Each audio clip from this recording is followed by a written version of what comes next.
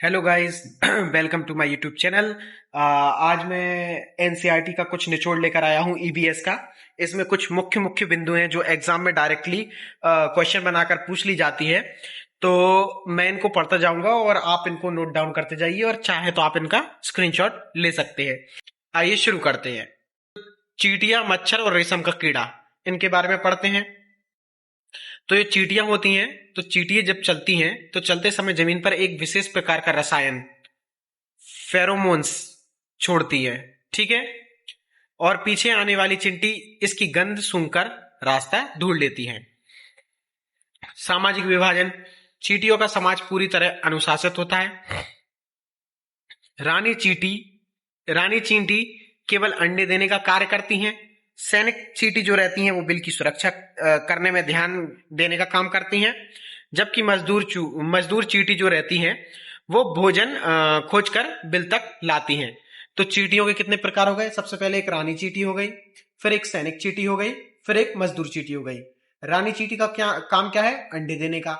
सैनिक का काम क्या होता है? सुरक्षा करने का। और मजदूर का काम क्या होता है? मजदूरी करना, मतलब कि भोजन को खोजकर बिल तक लाना। समान सामाजिक कीट, चींटियों की तरह ही मधुमक्खी, जिनको हम ततैया बोलते हैं, दीमक, टर्माइट्स भी सामूहिक या सामाजिक बस्ती में रहते हैं।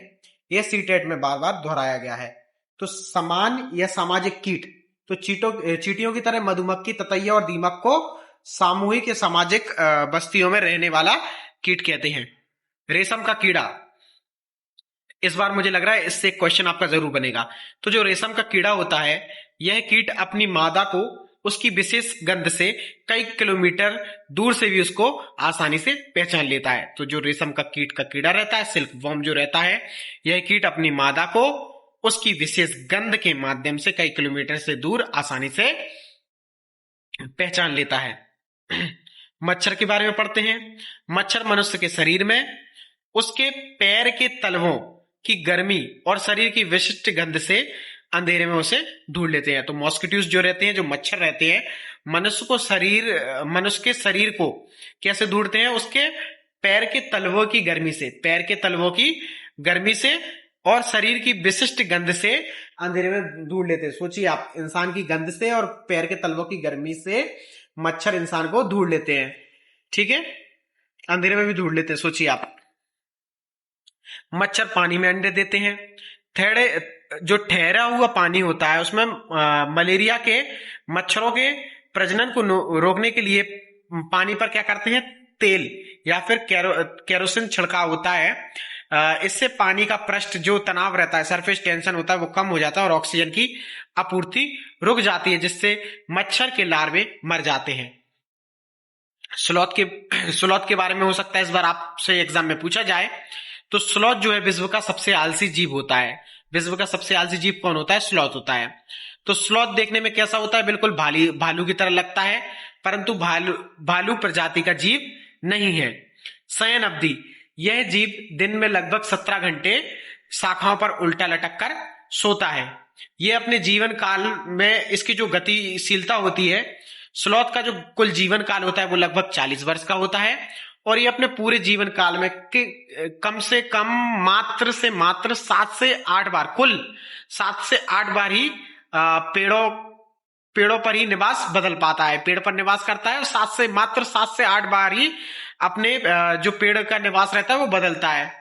आहार, यह जिस पेड़ पर निवास करता है उन्हीं की पत्तियों को खाकर ये पेट भरता है, इसलिए इसे कहीं और जाने की आवश्यकता नहीं पड़ती। जहां रह रहा है वहीं इसको खाना मिल जाता है, इसलिए ये आलसी होता है। उत्सर्जन, मतलब कि ये जो लेटरिन बाथरूम करने के लिए क्या करता है, इसे सप्ताह में एक बार शौच करने के लिए ही नीचे उतरता है। सोचिए कितना आलसी है ये। बाघ के बारे में पढ़ते हैं। बाघ के अद्भुत संवेदी अंग, तो जो बाघ की जो दृष्टि क्षमता होती है वो इंसानों से 6 गुना होती है। ठीक है, तो बाघ अंधेरे में मनुष्य की तुलना में 6 गुना, मनुष्य से 6 गुना अधिक कौन देख सकता है? तो मनुष्य से 6 गुना अधिक बाघ देख सकता है। बाघ की मूंछों का कार्य, बाघ की मूंछें अत्यधिक संवेदनशील होती हैं। ये हवा में होने वाले सूक्ष्म से सूक्ष्म कंपन को तुरंत भाप लेती हैं। इसकी सहायता से बाघ घने अंधेरे में अपने शिकार की सटीक स्थिति का पता लगा लेता है। ठीक है, तो बाघ की जो मूछें होती हैं वो अत्यंत संवेदनशील होती हैं। ये हवा में होने वाले सूक्ष्म से सूक्ष्म कंपन को भी तुरंत भाप लेती हैं। इसकी सहायता से बाघ घने अंधेरे में अपने शिकार की सटीक स्थिति का पता लगा लेता है। ध्वनि पहचान में अंतर। बाघ के कान चारों दिशाओं में घूम सकते हैं। सोचिए, बाघ के जो कान होते हैं वो चारों दिशाओं में घूम सकते हैं, जो बाहर की आवाजों को इकट्ठा करने में मदद करते हैं। बाघ हवा से पत्ता हिलने की आवाज और झाड़ियों में किसी जानवर की चलने की आवाज के बीच में सूक्ष्म अंतर को तुरंत पहचान लेता है। तो ध्वनि पहचान में अंतर उसको कानों की मदद मिलती है, क्योंकि उस कान जो रहते हैं वो चारों दिशाओं में घूम सकते हैं। और बाघ की जो गर्जना होती है वो हमें लगभग 3 किलोमीटर दूर तक स्पष्ट सुनाई दे सकती है। अब जो बाघ रहता है वो अपना क्षेत्र निर्धारण कैसे करता है? तो बाघ अपने मूत्र की गंध छोड़कर अपने क्षेत्र का निर्धारण करता है। जब दूसरा बाघ इस गंध को तुरंत पहचान लेता है तो उसको समझ में आ जाता है कि ये दूसरे बाघ का इलाका है। क्षेत्रीय विविधता, आवास, भोजन एवं जनजाति। तो विभिन्न राज्यों की भौगोलिक स्थिति के बारे में हम पढ़ेंगे और कई बार इसमें क्वेश्चन भी पूछा गया है। तो असम में मकान कैसे बनते हैं? यहाँ अत्यधिक वर्षा होने के कारण घर जमीन से लगभग 10 से 12 फीट ऊंचाई पर बनता है, जिसको मीटर में 3 से 3.5 मीटर आप बोल सकते हैं। ठीक है, और इन घरों को मजबूत बांस के खंभों पर खड़ा किया जाता है और इनके आंतरिक हिस्से भी पूरी तरह जो होते हैं लकड़ी के बने होते हैं। मनाली मतलब कि जो हिमाचल प्रदेश है, यह एक पहाड़ी और पथरीला इलाका है जहां पर भारी वर्षा और बर्फबारी भी बहुत होती है। यहाँ के मकान पत्थरों अथवा लकड़ी से निर्मित होते हैं। यहाँ के मकान कैसे निर्मित होते हैं? पत्थरों अथवा लकड़ी से निर्मित होते हैं। यहाँ की जो छतें होती हैं वो ढालू किस्म की होती हैं, स्लैंटिंग बनाई जाती हैं ताकि बर्फ उन पर ना जमे। तो इनके जो घर रहते हैं मनाली में पत्थरों अथवा लकड़ी से निर्मित होते हैं। लेह लद्दाख, तो लेह लद्दाख के जो मकान होते हैं 2 मंजिला होते हैं। ये पत्थरों को काटकर उन पर मिट्टी और चूने की पुताई कर बनाए जाते हैं। ठीक है, तो लद्दाख के मकान कैसे होते हैं? 2 मंजिला होते हैं, पत्थरों को काटकर बनाए जाते हैं। पत्थरों को काटकर उन पर मिट्टी और चूने की पुताई कर बनाए जाते हैं। नीचे की मंजिल पर कोई खिड़की नहीं होती। यहाँ पर सर्दी के दिनों में जानवर और आवश्यक सामान को रखा जाता है। छतें समतल होती हैं, जिन्हें मजबूत करने के लिए पेड़ों के मोटे तनों का उपयोग किया जाता है। आगे बढ़ते हैं राजस्थान। तो राजस्थान में जो मकान रहेंगे, तो राजस्थान कैसा है? गर्म क्षेत्र है, अत्यधिक गर्मी पड़ती है, वर्षा नाम मात्र की होती है। तो यहाँ पर क्या होगा? यहाँ के ग्रामीण लोग मिट्टी के घरों में रहते हैं। गर्मी से बचाव के लिए दीवारें बहुत मोटी मोटी बनाई जाती हैं, उन्हें मिट्टी व गोबर से लीपा जाता है। घरों की छतें जो रहती हैं कटीली झाड़ी मतलब कि थोड़ी बुशेस से बनती हैं। आगे बढ़ते हैं जम्मू कश्मीर पर। यह श्रीनगर में पर्यटकों के लिए विशेष हाउस बोट होते हैं। तो श्रीनगर कहां पर है? जम्मू कश्मीर में है। तो यहाँ पर क्या होता है? पर्यटकों के लिए विशेष हाउस बोट होती है, और हाउस बोट में घर भी होते हैं विशेष प्रकार के। ये इनकी लंबाई 80 फीट होती है।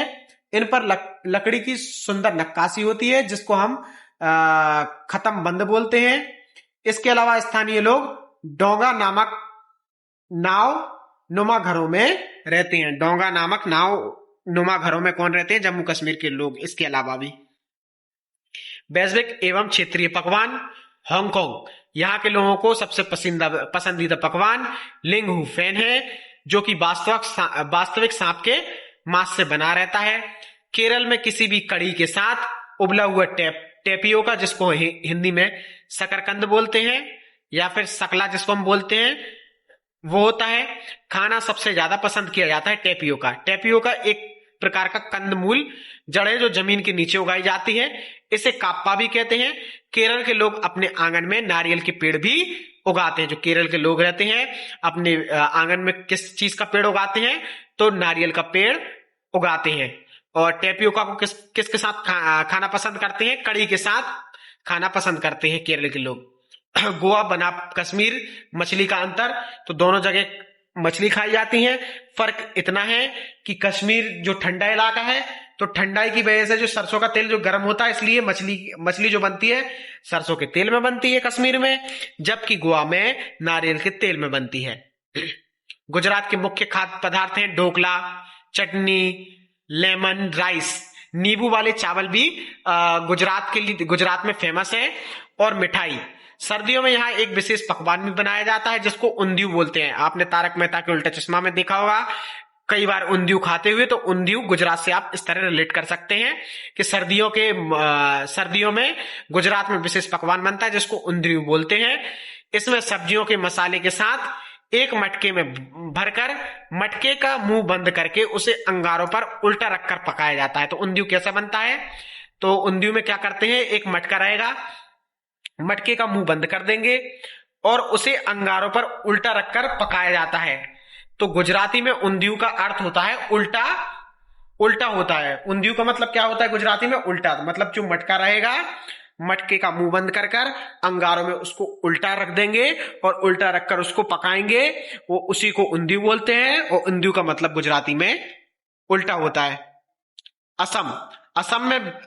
असम में बिहू त्योहार के अवसर पर बोरा और चेवा नामक चावल, जो विशेष चिपचिपी चावल की किस्म है, उन्हें तैयार की जाती है। इन्हें कढ़ाई को इन आग पर रखकर और भाप द्वारा पकाया जाता है। कैसे? इनको कढ़ाई पर आग पर रखकर और भाप द्वारा पकाया जाता है। वनस्पति जगत, बीज एवं जल संरक्षण। नेपेंथिस के बारे में पढ़ते हैं जिसको हम पिक्चर प्लांट बोलते हैं। डेजर्ट के बारे में और केजड़ी के बारे में भी हम पढ़ेंगे। तो सबसे पहले शुरू करते हैं नेपेंथिस के बारे में पढ़ना। यह पौधा चूहे, मेढक, कीड़े मकोड़े और छोटे जीवों का बड़ी चालाकी से शिकार करता है। ठीक है, मतलब कि कीड़े मकोड़े के साथ साथ ये चूहे और मेढक को भी अपना शिकार बना लेता है। भौगोलिक स्थिति, ये ऑस्ट्रेलिया, इंडोनेशिया और भारत में मेघालय राज्य में पाया जाता है। इसकी संरचना घड़े के समान होती है जिसके मुंह पर एक पत्ती का ढक्कन लगा होता है। शिकार की विधि, इस पौधे में एक विशिष्ट और मनमोहक खुशबू होती है। इसमें एक सुगंध होती है, जैसे सेंट में से खुशबू निकलती है ना, वैसे इस पौधे में से एक खुशबू निकलती है। ध्यान रखने वाली बात यह है कि इसमें से कोई आवाज नहीं निकलती। परीक्षा में क्या करते हैं, आवाज लिखकर भ्रमित करते हैं, इसमें से आवाज नहीं निकलती। ये तो क्या करता है, खुशबू फैलाता है। खुशबू, इसकी खुशबू सुनकर जो कीट या चूहे या जो मेढक होते हैं वो इसके पास, इसकी सुगंध से मोहित होकर उसके पास आ जाते हैं। और जब वो इसके अंदर आते हैं तो वो अपना मुंह बंद कर कर इन सबको खा लेता है। यह पौधा उन मिट्टियों में उगता है जहां नाइट्रोजन की कमी होती है और यह कीड़ों को पचाकर अपनी नाइट्रोजन की आवश्यकता पूरी करता है। रेगिस्तानी ओक, यह वृक्ष मुख्य रूप से ऑस्ट्रेलिया के शुष्क एवं रेगिस्तानी क्षेत्र में पाया जाता है। इसकी ऊंचाई सामान्यतः स्कूल की एक कक्षा की दीवार लगभग 10 से 12 फीट, मतलब कि 3 से 4 मीटर इसकी लंबाई होती है। अगर फीट में बात करें तो यह 10 से 12 फीट के बराबर होता है।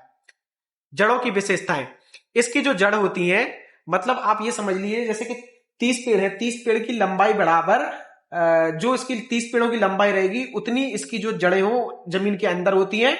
जब तक ये पानी के अंदर ना पहुंच जाए, जब तक ये वाटर लेवल पर ना पहुंच जाए, तब तक ये इसकी जड़ें नीचे जाती हैं। जल भंडारण, अब इसमें क्या होता है, इस पेड़ की जड़ें पानी सोखकर पेड़ के तने में इकट्ठा कर लेती हैं।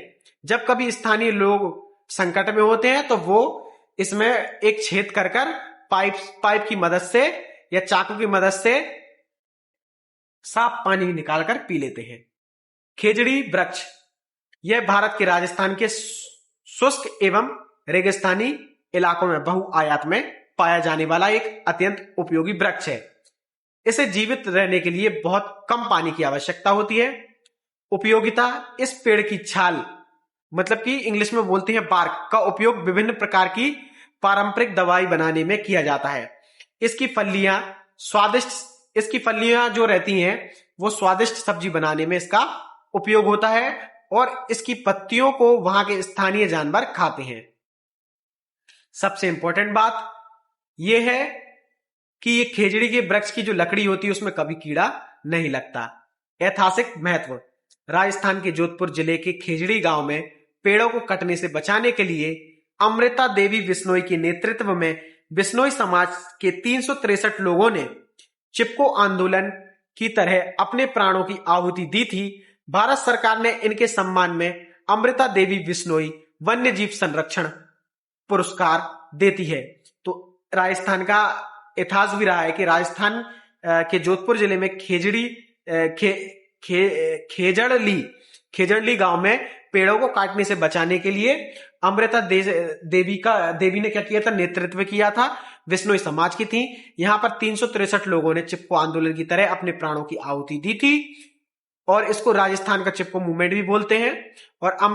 और क्या करते हैं, भारत सरकार इनके सम्मान में अमृता देवी बिश्नोई वन्य जीव संरक्षण पुरस्कार देती है। कक्षा में बच्चों को खेजड़ी वृक्ष की कहानी सुनाते समय शिक्षक को पर्यावरण संरक्षण हेतु सामुदायिक प्रयास और पेड़ों के प्रति संवेदनशीलता जैसे मूल्यों पर चर्चा करनी चाहिए। बच्चों को यह समझना आवश्यक है कि पुरानी समय से ही भारतीय संस्कृति में पर्यावरण को कितना महत्व दिया गया है। आगे बढ़ते हैं पर्यावरण अध्ययन की विषय वस्तु, जिसको हम बोलते हैं थीम ऑफ ईवीएस। एनसीईआरटी और एनसीएफ नेशनल करिकुलम फ्रेमवर्क, और एनसीईआरटी का फुल फॉर्म है national council education research and training. तो इसमें 6 थीम है।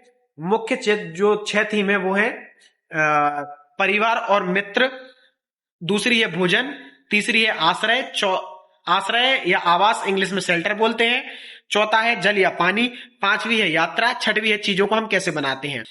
अब परिवार और मित्र के अंदर 4 उप थीम भी है। पहला है आपसी संबंध, दूसरा है काम और खेल, तीसरा है जानवर और चौथा है पौधे। ये 4 उप थीम है। परिवार और मित्र में कितनी उप थीम है? 4। आपसी संबंध, काम और खेल, जानवर और पौधे। महत्वपूर्ण शिक्षा एवं विधियां। एकीकृत उपागम, इंटीग्रेटेड अप्रोच। प्राथमिक स्तर कक्षा 1 और 2 पर ईवीएस की कोई अलग से पाठ्य पुस्तक नहीं होती।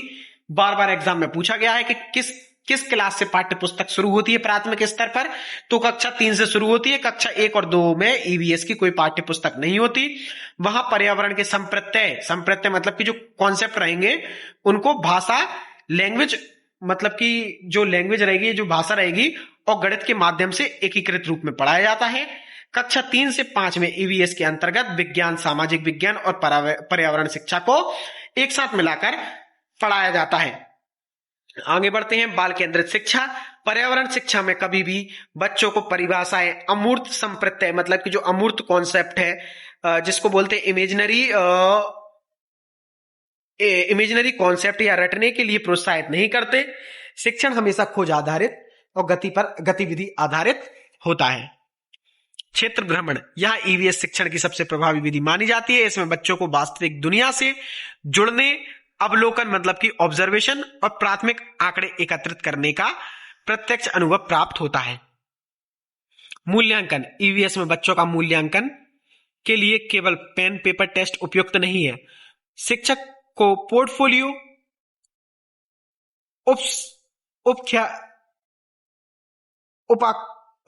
उपाख्यानात्मक अभिलेख, एनेक्डोटल और चेकलिस्ट का उपयोग भी करना चाहिए, जिससे बच्चे के क्रमिक विकास का सही आकलन हो सके। तो इसमें मैंने जो आपको मेन पॉइंट्स बताए हैं, होपफुली आपको एनसीईआरटी का मेरा ये निचोड़ आपको पसंद आया होगा। मिलते हैं नेक्स्ट वीडियो में इसके आगे का हम निचोड़ लेकर आएंगे एनसीईआरटी का ईवीएस टॉपिक में ही।